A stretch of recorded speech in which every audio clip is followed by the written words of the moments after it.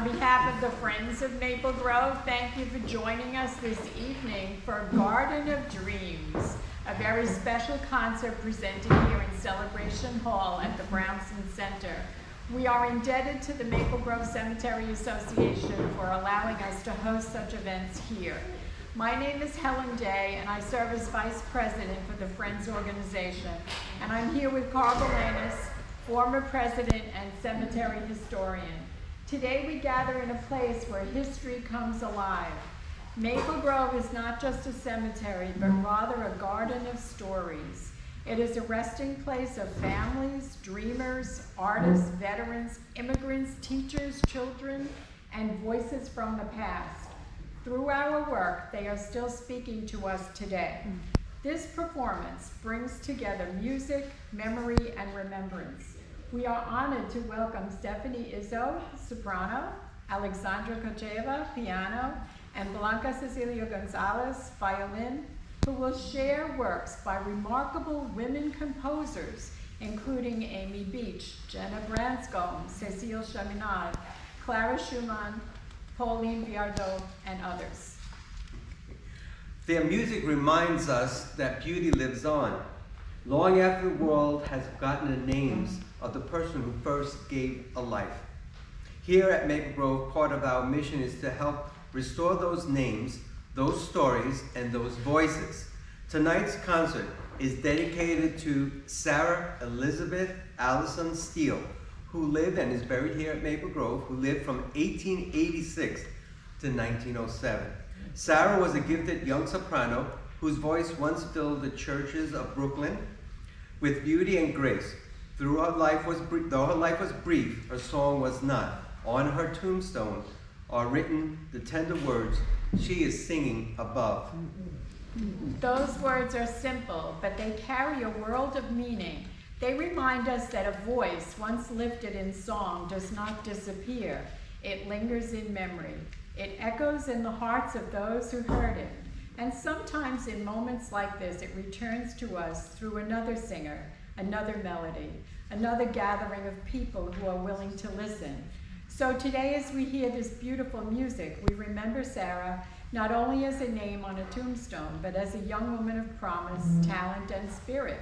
We remember all those whose dreams were cut short, and all those whose lives continue to inspire us from this sacred ground.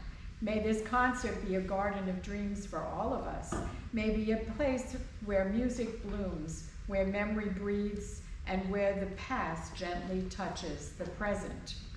Thank you again for being here. We are deeply grateful to our performers, our members, and patrons, and the Maple Grove Association for helping make these events like this possible. And now with gratitude and remembrance, let us begin. But before we begin, please silence cell phones. It is being recorded, so we'll try to keep it very quiet so that it'll be, and what time? Just turned off. Please, we will have a reception after the concert downstairs, so please join us. And there are an exhibit here presently by Hilary Mance. And these are some of the paintings, and there are paintings downstairs as well. So please, let's see, wires on the floor, yes. Yes. Please join us for a small. Okay, thank you very much. Thank you so much.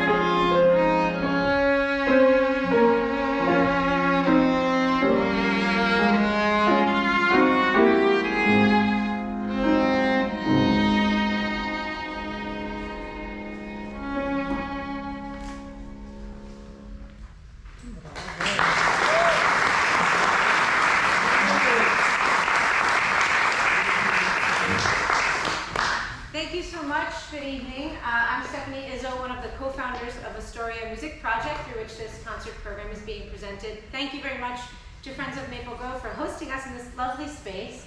I know it's a little rainy today, but you can't have flowers in a garden without rain, so I'm hoping to give you a little bit of a tour through the lives of the women whose music we're going to present for you today. They gave me a clicker, which I'm very excited about. So I'm going to talk a little bit before each set, just to give you a bit of a background. A lot of these composers you maybe never have heard of, or maybe a few names sound familiar, but I guarantee you you're going to discover some new people today. A lot of music by women is unfortunately still being rediscovered in today's world, because it either wasn't published at the time that these women were living, or it was published and only performed for small organizations, women's groups, and things like that. So we're on a mission, at least I am personally, to bring this music to the wider public, because I think it deserves to be performed. The piece you just heard was by Amy Beach, who's probably the most, besides Clara Schumann, probably the most famous name on our program today. We're going to be going through Amy Beach's repertoire throughout the program. This was one of the earliest pieces, Opus 19. We're going to go all the way to Opus 120 at the end of the concert. So you'll really get to hear her, the expansion of her chromatic sound and how her music over the course of her life developed. But we're going to move forward for now with two pieces, one by Florence Price, who was born in Little Rock, Arkansas, and she gained recognition as a composer of both song and orchestral works through the 1920s and 30s. She combined a romantic musical style with the cultural ideas of the Harlem Renaissance. In 1932, her symphony in E minor won first prize at the Wanamaker competition and was performed the following year by the Chicago Symphony Orchestra, making her the first African-American woman to have an orchestral work premiered by a major U.S. orchestra. Her arrangement of My Soul's Been Anchored in the Lord made national news when it was performed by Marian Anderson in front of the Lincoln Memorial in 1939, in that very famous event in which the Daughters of the American Revolution refused to allow Marian into Constitution Hall due to her race. And so they did the performance outside. It drew over 75,000 viewers to the National Mall, so 75,000 people were hearing Florence Price's music, thanks to Marian. So Price was very prolific. She wrote for commercials, arrangements for radio, but for many decades, her work remained unpublished. In the last 10 to 15 years, her music is starting to get the performance recognition it deserves. The first piece in this little short set is going to be Night, which was composed in 1946, set to a text by someone we believe is a friend of hers, Louise C. Wallace. Price said about Louise that she's a, quote, self-effacing girl who shows ability, fineness of character, and generosity. And then the other piece on this set is by a composer named Gina Branscombe, who I became acquainted with through the work of the Gina Branscombe Project, which is a foundation dedicated to spreading the word of this composer, who she was a 20th century American Victorian musical voice. She had a body of work encompassing 150 art songs, piano and chamber music, choral works that were performed at Carnegie Hall and broadcast on the radio. And you've probably never heard her name before, because a lot of her scores were just placed in a drawer in the family's estate, and only many decades after her death did somebody open that and start going through it and saying, hey, we should be performing these. And the Gina Branscombe Project has been working to publish these works. You can actually buy volumes of her songs now, which is amazing. She was really instrumental in creating women's ensembles, women's musical societies, mentoring other composers and musicians of her day. So Gina Branscombe, look her up. Her song, I Bring You Heart's Ease from 1915, was dedicated to her mother. And as many of her songs were, this song was set to lyrics that she wrote herself.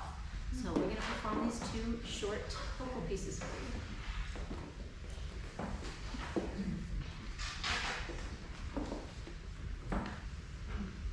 Oh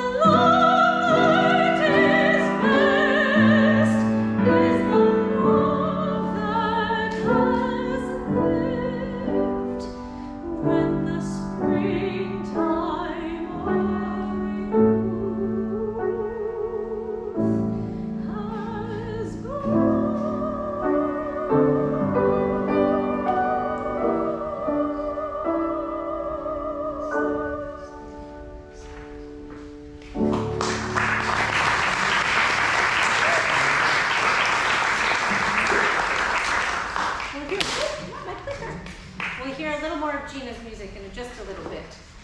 But for now, we're going to turn to Paris. And actually, thinking about the dedication for Sarah Steele today, a lot of the women whose music we're composing were born or lived around the time that Sarah might have been singing. So I like to believe that maybe she sang some of these songs. But we're going to go to France with Cécile Chaminade, who has the best photo I could find, looking extremely bored in probably an uninspiring practice session. She was born in Paris in 1857. Her mother was a pianist and a singer and began her musical training when she was just a child. And she began composing when she was a kid, not for concerts, but for her cats and her dogs and her dolls in her house. The family's friend was Georges Bizet, the composer of Carmen, one of the most famous operas ever written. And he encouraged the family to invest further in Cécile's musical study. However, Chaminade's father refused to let her study at the Paris Conservatory, as he had very strong ideas about the proper behavior of young ladies. He did, however, allow her to be privately tutored in piano, counterpoint, and composition.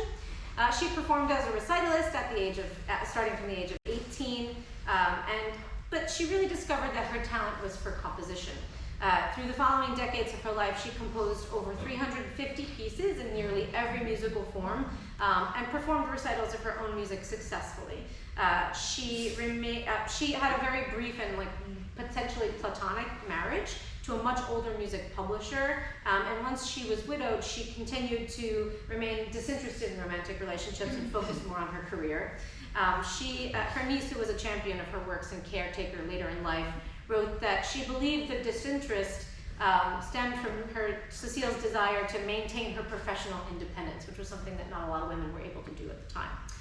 In 1913, she became the first female composer to be admitted to the Legion of Honor in France.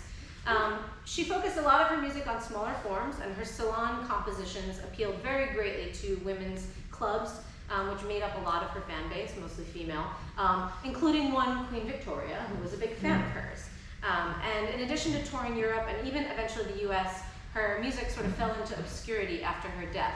And as a similar theme we're going to see with a lot of women that we're presenting today, her music is getting more and more presentation in the last, say, 20 years or so. I'm going to stop chatting and let Alex play for you. Alex Kocheva, our wonderful pianist today, has two short pieces. One is the Les Sauvins, the Fauns, playful mythical forest creature, written around the same time as Debussy's very famous Prelude to the Afternoon of a Faun. But Chaminade's style is a little lighter, a little more delicate, elegant, dare I say. The second piece is The Dragonflies, which is an incredibly vivid piece, and you can almost hear the fluttering of wings, shimmering and full of energy in this piece. And so I'm just going to go sit and let Alex come for you all.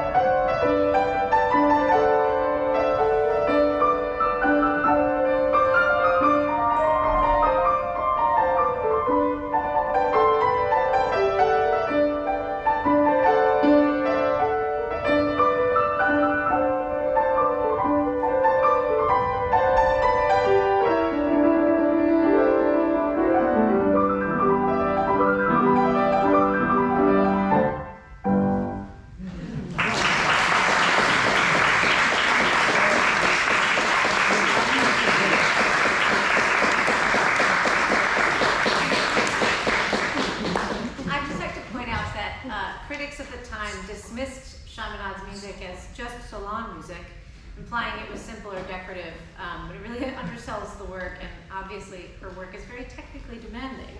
And despite the criticism, which I think we can all agree is wrong, audiences really loved her music, so I hope we feel the same.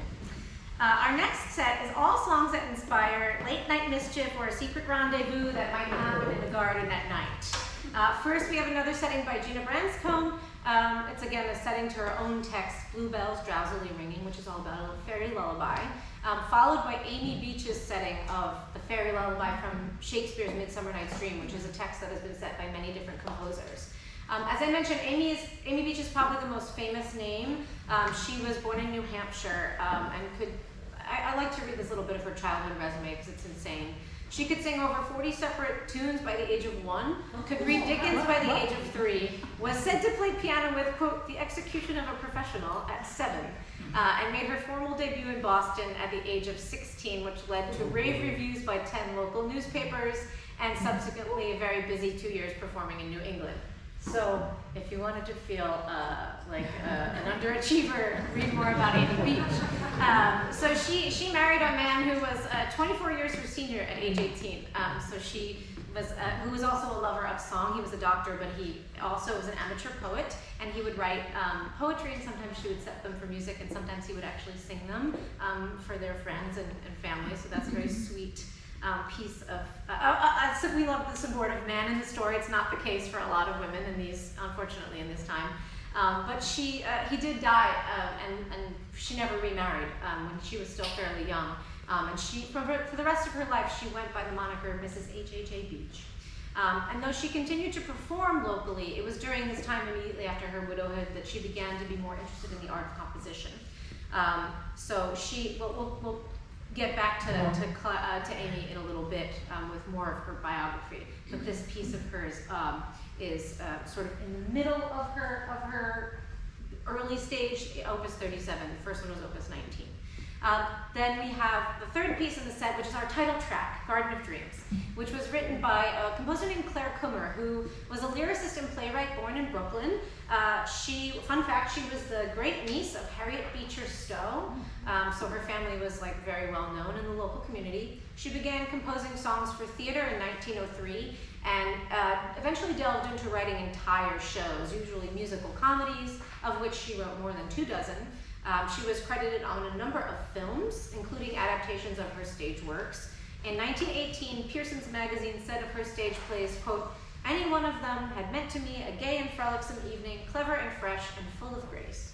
Garden of Love, our title track, is a waltz piece that was composed in 1908 and meant as a parlor song.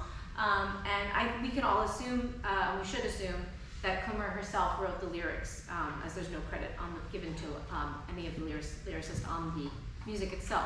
There's also a version for like player piano, so it was like one of those pieces that would have been programmed into a player piano at the time. So I imagine that it was like well known for certain circles. And again, we're bringing it back into the repertory here. So enjoy this little fairy-inspired set.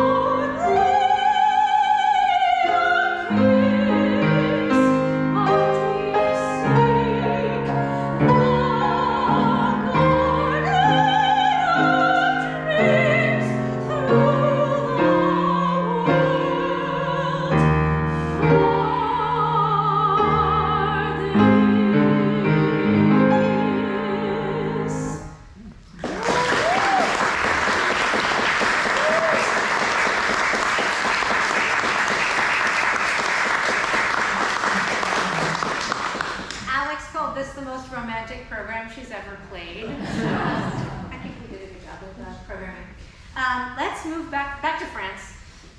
This is a piece that's actually going to be for violin and piano by Lily Boulanger, who was a French composer, very well regarded musician in her day, and she became the first woman to win the prestigious Prix de Rome at the young age of 19. However, her untimely early death and her gender caused her accomplishments to be overshadowed, both by her male peers and her sister Nadia Boulanger's greater fame as an educator in the music community. Lily's life was tragically short, but her music is deeply expressive and emotional, and you will see that in her Nocturne, written in 1911. She was only 18 years old when she wrote this piece, and it's dedicated to someone named Marie Danielle Parenteau, who was a close personal friend of hers, and her sister Nadia, actually a family friend. She was the daughter of the Boulanger's family ophthalmologist, so maybe you provide great eye care, and maybe one day you too can get a song named for you. This is Nocturne by Lily Boulanger, and I'm so excited to have Blanca Cecilia Gonzalez rejoin us for this lovely piece.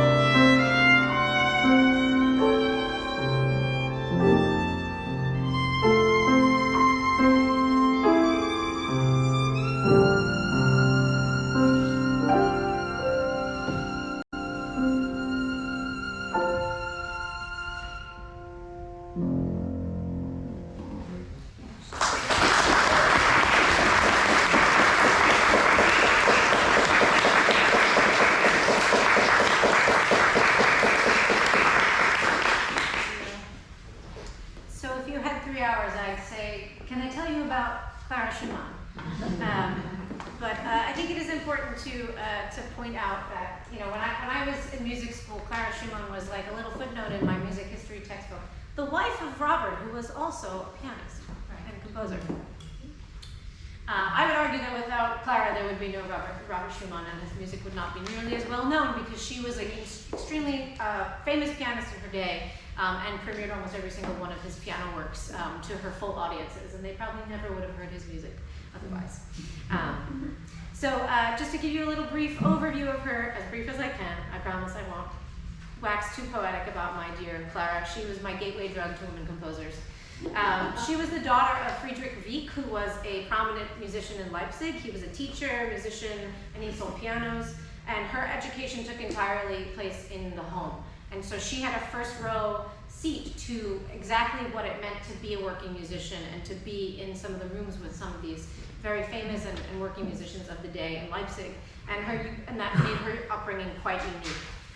So she knew, how you financed your career, how you organized concerts, who you had to talk to, where the money was and where it went. And her father was often described as a tyrant, but Clara later in life, she wrote of him that it was actually a blessing for her that he was so exceedingly strict because it prevented her from becoming arrogant. So she excelled at the piano and made her formal professional solo debut in Leipzig at the age of 11 and was touring Paris at age 12, receiving rave reviews, and she was hanging out with some of the leading musicians of her time, Paganini, Chopin, Mendelssohn, Liszt, all of these other musicians who loved her and adored her playing. Robert Schumann entered Clara's life when she was just a child. He was a student, a piano student of her father. As Clara matured, their relationship developed into a deep and intense romance that would last for the remainder of her lifetime. Wieck, however, would not accept the request for them to get married. He refused to give his permission, and at that time she was not legally allowed to marry without her father's permission until she turned 21. So instead he decided to take her off on a number of tours, hoping that the separation would fizzle the romance, and it actually had the complete opposite effect. And they wrote these very passionate love letters to each other. It was just very 18 months of separation.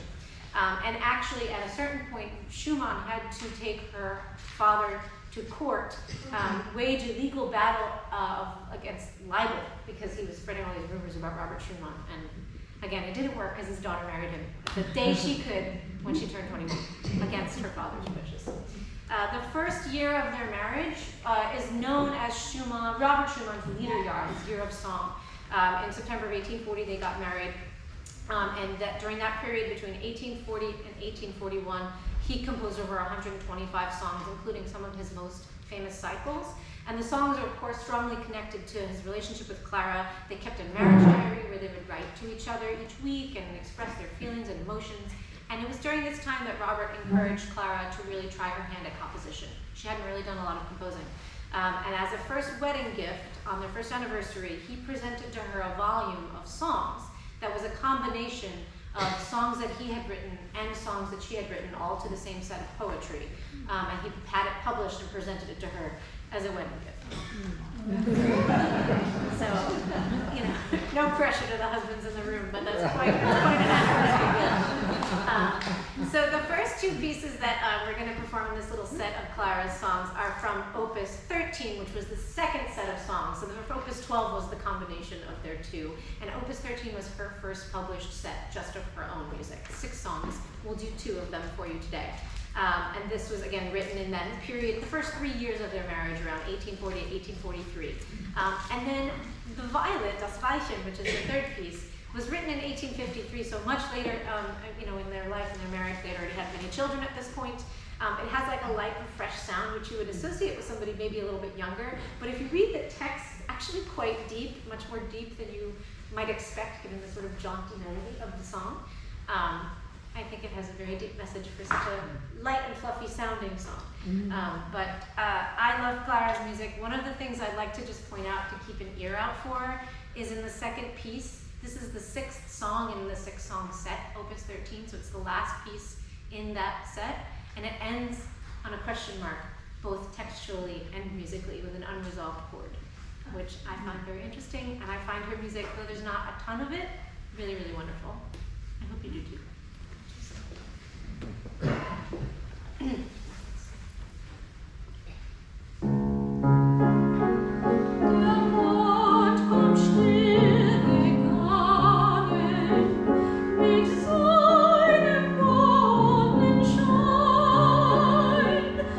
Schläft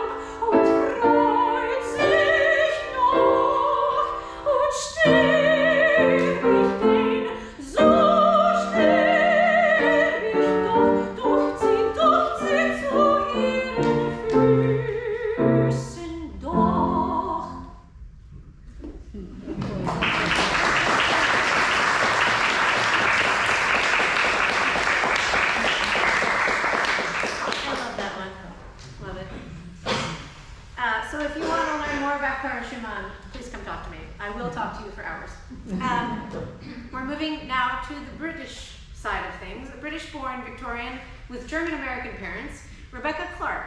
Her life seemed to follow this pattern of success, despite the obstacles presented to her by the men in her life. Are we sensing it?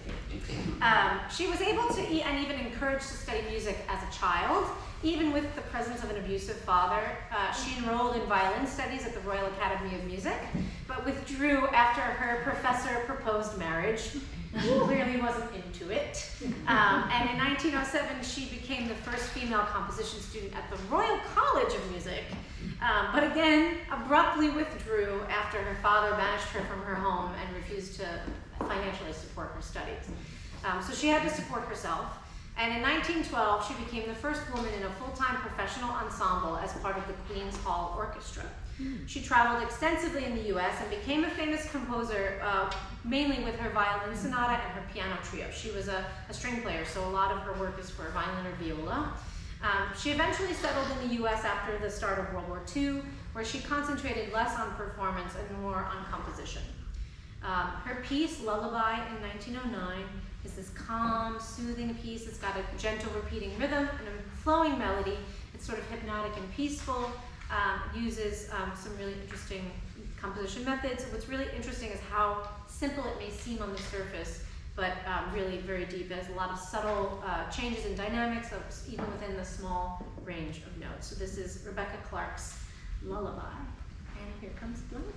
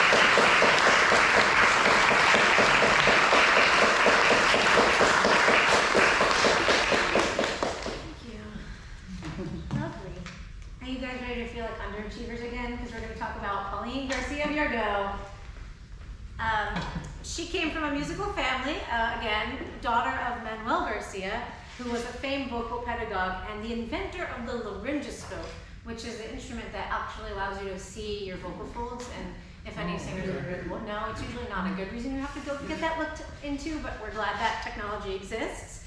But Pauline and her sister Maria Malibran are best known as singers, having widely acclaimed successful careers in the bel canto operatic tradition. As a child, Pauline actually had a professional piano debut at the age of 15. She studied with Liszt, so she knew how to play piano. But her family pressured her into giving up piano and composition and focusing solely on her vocal development, as the latter was seen as sort of a more viable career for a woman. And she did have an amazing career. She was not only one of the most famous opera and concert singers of the 19th century, but she was a highly regarded singing teacher and a very good pianist. But also, she did end up becoming a very productive composer, whose output was much more extensive than was generally known at the time. Over a period of more than 6 decades, she produced around 250 compositions in basically every genre, the biggest share going to songs or for either one or more voices for piano and voice. So, and she and her sister would sometimes do duets together that she would write, and they would do these in sort of salon settings, kind of like this. She also composed chamber music, solo piano music, and stage works, including a number of salon operas for solo, chorus, and piano. And of course, she also was the stage director of these pieces that she would put on. What couldn't she do? Finally, she also did arrangements and editions of works by other composers and arrangements of folk songs from various national traditions that she would set. She didn't have enough to do, I guess. But this piece that we're going to perform for you is from her operetta of Cendrillon, or Cinderella, which is the salon operetta that was composed, of course, on the famous Cinderella myth. And in the aria, we meet the fairy godmother, who would naturally appear in some dreamy garden landscape to assure Cendrillon, Cinderella, not to despair. And she's arrived to help change her fortunes. And as a fairy godmother myself, I felt the need to sing this piece for you today. So please enjoy the La Fée, the fairy aria from Cendrillon. Ta beauté,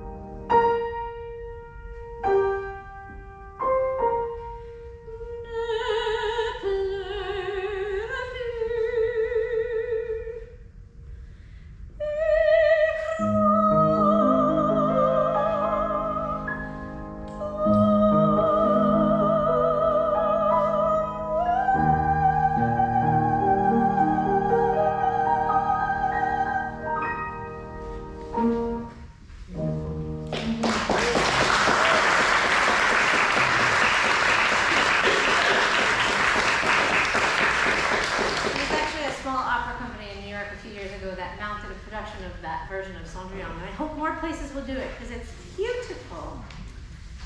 Okay, how are we all doing? Good? We're going to move on to one more composer before we move back to our girl, Amy Beach. Frances Ulrike Cole. Again, probably a name you've never heard before. She actually is someone who was a contemporary and a colleague of Gina Branscombe. I actually got this picture from the woman I know from the Gina Branscombe project because I could not find a picture of this woman anywhere online, so we got to get the word out. She was also a New Yorker. She studied at both Juilliard and in Paris with Nadia Boulanger, Lily Boulanger's sister. And she wasn't just a composer, she was also a strong advocate for women in music.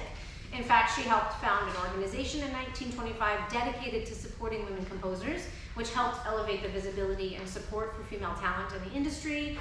She actively mentored younger musicians. And this piece that Alex is going to perform for us is called Purple Shadows, composed in 1928, especially atmospheric. We're not quite at twilight yet, but we'll use our imaginations. And it kind of captures that quiet, reflective feeling, the moment when the day fades into night. This is Purple Shadows by Ulrike Cole.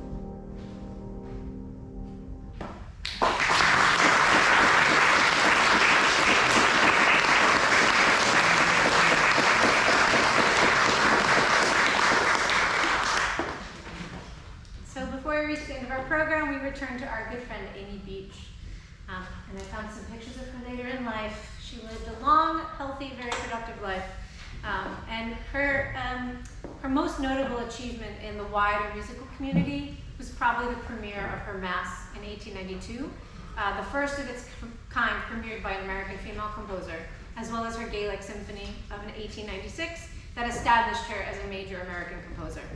Following her husband's death in 1910, Beach embarked on her first European tour, establishing herself as a prominent composer in the international circuit, and the next 30 years of her life consisted of composition, performing, and as well as serving on the board of a number of organizations, including the Society of American Women Composers. She considered her songwriting to be recreational and a good way to sort of help her keep a fresh perspective when working on a particularly tough spot in a larger work. She said, "It freshens me up. I really consider that I have given myself a special treat when I have written a song." So we're going to do a special treat for you in this piece, June, which it's finally June. Now we're performing it in it. Yay! So this is June by Amy Beach.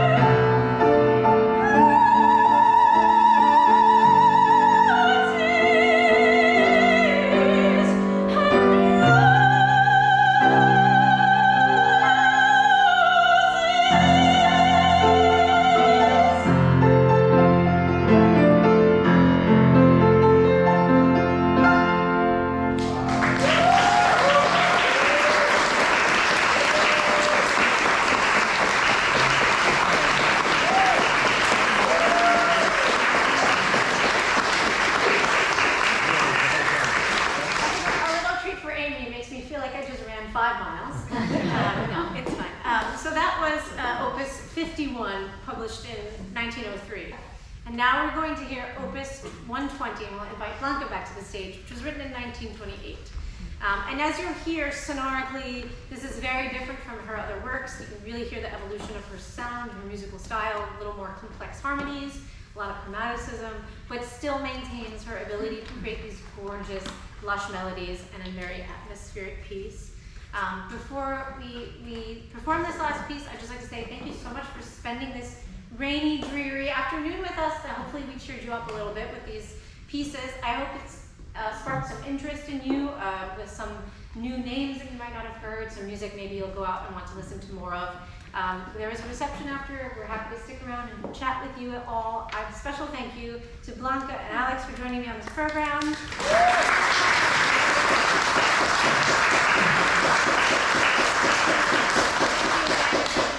For hosting us. This has been really lovely. What a lovely space. Thank you for having us. And let's close it out with some Amy Beach. And a thank you to Stephanie for bringing up this program and inviting us. Your magic. I'm dropping with her magic. magic. Her voice is magic. Really, thank you. Fun with your friends.